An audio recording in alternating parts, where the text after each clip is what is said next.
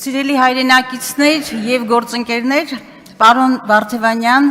ձեր մարդկային, մասնագիտական, քաղաքական եւ քաղաքացիական որակների մասին կարելի է շատ երկար խոսել։ Ես կարծում եմ, որ դրանք անգամ հիմնավորելու անհրաժեշտություն չունեն։ Ես ձեզ հաջողություն եմ մաղթում ձեր բոլոր սկիզբներում եւ կասկած չունեմ, որ հաջողելու եք։ Եվ ինձ թույլ տվեք անցնել այս օրերի հիմնական դիսկուրսին։ Գումարումը սկսեցինք մի ուղերձով, որի առանցքում դահլիճի բարեվարկությունն էր։ Առաջին հայացքից համոզիչ անգամ սպասված մոտեցում, բայց միայն առաջին հայացքից։ Ակնհայտ է, որ ԿՊ-ն փորձում է ավելի խորքային հարց լուծել, պարլամենտական երկրում փրկել ամենացածր վարկանիշ ունեցող պետական ինստիտուտի, ազգային ժողովի հեղինակությունը, որովհետև գիտակցում եք, որ այդ պատկերի հիմնական պատասխանատուն դուք եք քաղաքական մեծամասնություն։ Բայց այս դահլիճում ոչ միայն բարեվարկության կարմիր գծերն են հատվել, այլև քաղաքական կարմիր գծերը։ Այստեղ հնչել են հայտարարություններ։ Ընդունվել է կամ որդեգրվել քաղաքական կուրս, որը 8 տարի առաջ ամենաթշնամական տեքստերում անգամ անկարելի էր պատկերացնել։ Որքան էլ փորձեք պարտությունների եւ զիջումների չվերջացող շարանը վաճառել որպես խաղաղություն, ձեր քաղաքական կենսագրությունից, ցավոք նաեւ Հայաստանի պատմությունից չջնջվող փաստ են պատերազմը, Արցախի հայաթափումը, ներազգային պառակտումը, հայ առաքելական եկեղեցու, մեր ինքնութենական արժեքների դեմ արշավն ու ամենայն հայոց վեհապարին դատարանի առջև կանգնեցնելը։ Սրանք սովորական փաստեր չեն, սրանք քաղաքական եւ պատմական խարան են։ Խորհրդարանի համատեքստում սա շատ կարեւոր է, գործընկերներ, բարեվարկությունը նաեւ քաղաքական բովանդակությունն է։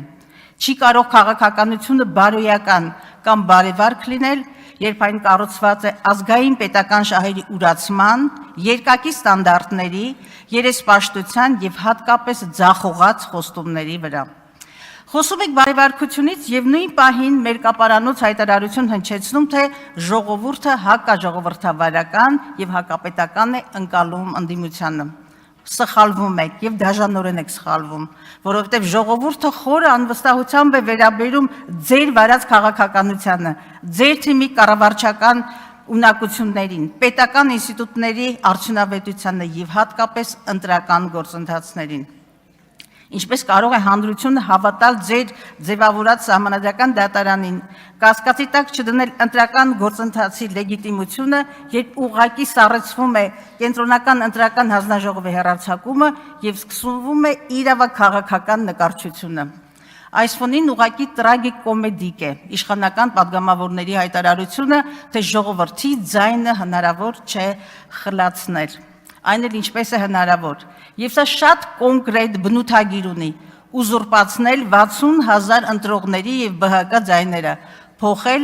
ազգային ժողովի կոնֆիգուրացիան։ Մինչդեռ սահմանադրությամբ երաշխավորված ընտրական իրավունքը մարդու հիմնական քաղաքական իրավունքներից է։ Ոտնահարելով այն, դուք խեղում եք ոչ միայն խորհրդարանի, այլև ամբողջ համակարգի, կրկնում եմ, ամբողջ համակարգի լեգիտիմության հիմքերը։ Եվ այնուամենայնիվ հիշեք, Բարգավաճի ձայների հաշվին կորզված, ես կասեի խլված 3/5-ը քաղաքական եւ բարոյական լեգիտիմության մեծագույն հարցական է դնում սահմանադրական այն օրենքների եւ այն պաշտոնյաների վրա, ովքեր կընտրվեն այդ ձայներով։ Այն ինչի հետ հայ մարդը առերեսվում է ամեն օր, աղերս չունի ոչ իրավական, ոչ էլ ժողովրդավարական պետության հետ։ Երկրում գնալով խորանում է դե յուրե եւ դե ֆակտո իրականությունների խզումը։ Թղթի վրա մեկ իրականություն, գետնի վրա բոլորովին այլ։ Սա անկեղծ ասած ինձ հիշեցնում է ԽՍՀՄ սահմանադրությունը, որի 4-րդ հոդվածը երաշխավորում էր քաղաքացիների իրավունքների եւ ազատությունների պաշտպանությունը, իսկ 6-րդը սահմանում, որ խորհրդային հասարակության ղեկավար եւ ուղղորդող ուժը նրա քաղաքական պետական համակարգի կորիզը կոմունիստական կուսակցությունն է։ Դուք քաղաքական նույն անպատասխանատվությամբ ոտնատակ եք տալիս նաև մեկ այլ սահմանադրական իրավունք՝ սեփականության սահմանադրական իրավունքը։ Երբ միևնույն ընդդիմադիրի նկատմամբ միաժամանակ արշավում եք հարկային, քրեական, վարչական գործողություններով, ավելի քան պարզ է, որ առաջնորդվում եք ոչ թե օրենքով, այլ վրեժխնդրության, քաղաքական հակառակորդներին լռեցնելու հանձնառությամբ, իսկ այստեղ նաև հայտարարվեց իրավական վենդետա, անհեթեթ ինչ-որ արտահայտությունը, ոչ իրավական։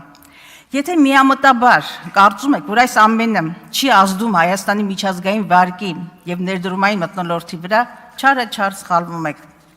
Դուք ստեղծել եք ավտորիտար համակարգ, որը ծառայում է ոչ թե պետականության կայացմանը, այլ ձեր իշխանության երկարաձգմանը։ Իշխանության եկաք մեծագույն խոստումներով, այդ թվում Եվրոպային ինտեգրվելու ՍԵՊԱ հանձնառություններով, ինչ ունեք այսօր։ Զրո առաջընթաց, ինչպես եւ նախկինների ժամանակ Հայաստանը շարունակում է լինել մասամբ ազատ հիբրիդային երկիր, ուր դատաիրավական բարեփոխումներն ու հակակոռուպցիոն քաղաքականությունը դրական տեղաշարժեր չեն արձանագրել։ Իսկ 21 թվականից Հայաստանում կառավարման որակը կայուն նահանջ է ապրում 57-ից իջնելով 64-ի։ Ուսումնասիրեք բոլոր միջազգային ինդեքսները եւ ավելի աղետալի պատկեր կտեսնեք։ Մեկ այլ ոտնատակ տրված սահմանադրական եւ կոնվենցիոն սկզբունք Հայաստանի Հանրապետության Սահմանադրության 66-րդ հոդված Մարդու իրավունքների կոնվենցիան, որին անդամագրվել ենք, անմեղության կանխավարկածը։ Մեկ տարի շարունակ դուք ԿՊ-ական падգամավորներ, այդ թվում այս պահին նախագահությունում նստած գործընկերներ, դատավճիռներ եք հնչեցնում հենց այս ամբիոնից։ Ոտնատակ տալիս անմեղության կանխավարկածը, Բագրատ եւ Միքայել Սրբազաններին եւ 18 արդարներին մեղադրում աշխարհի մեղքերի մեջ, թիրախավորում հայ առաքելական եկեղեցին։ Զրո պատասխանատվություն, զրո ապացուցողական հիմք, մոնտաժված ձայնագրություններ, ինչ ստացակ, ինչ էիք ուզում, ինչին էիք ուզում հասնել, ատելություն, հանրային թունավորման մթնոլորտ, խորացող հիասթափություն։ Այսօր նրանցից շատերը ազատության մեջ են, իսկ ՄԱԿ-ի անկախ փորձագետների եզրակացությունը մատնացույց է անում ձեր առաջադրված ահաբեկչության մեղադրանքների իրավական սնանկությունը եւ կարմիր թելերով կարված գործերը։ Իսկ այսօր ոչ ոք ձեզանից չի պատրաստվում ներողություն խնդրել այդ զրպարտության կամ անմեղության կանխավարկածը խախտելու համար խորհրդարանական երկրի ամբիոնից։ ԿՊ-ական մի падգամավոր խոստանում էր ընդդիմության քթից հատիկ առ հատիկ բերել 300,000 ադրբեջանցու խոսույթը։ Այս խոսքի գրայկությունը կամ գրայկաբանությունը մի կողմ թողնելով ուզում եմ հորդորել կամ պարզապես առաջարկել քաղաքական մեծամասնությանը։ Քաջություն ունեցեք եւ փորձեք Ալիևի կամ Հաջիևի քթից բերել, երբ վերջիններս Հայաստանի Հանրապետության քարտեզի ներքո Արևմտյան Ադրբեջանին նվիրված սիմպոզիումներ են կազմակերպում, երբ Արցախում ջնջվում է հայկական հոգևոր մշակութային հետքը, սա շարունակվող ցեղասպանությունն է, երբ Բաքվում հայ ռազմագերիներին են կեղեքում կամ պետական դահլիճներում հնչում է Երևանի ուշադրություն Երևանի հիմնը։ Դարձյալ ընտրական իրավունքի մասին հայ մարդը Հայաստանի Հանրապետության քաղաքացին Հայաստանի ամենամեծ հարստությունն է եւ նա իրավունք ունի մասնակիցը դառնալու իր պետության եւ հայրենիքի կայացմանը։ Դուք նրան եք օտարում պետությունից սպիտակավորելով որպես ընտրական տուրիստ։ Սա ոչ թե պետական մտածողություն է, այլ կարճաժամկետ կուսակցական դրսևորում։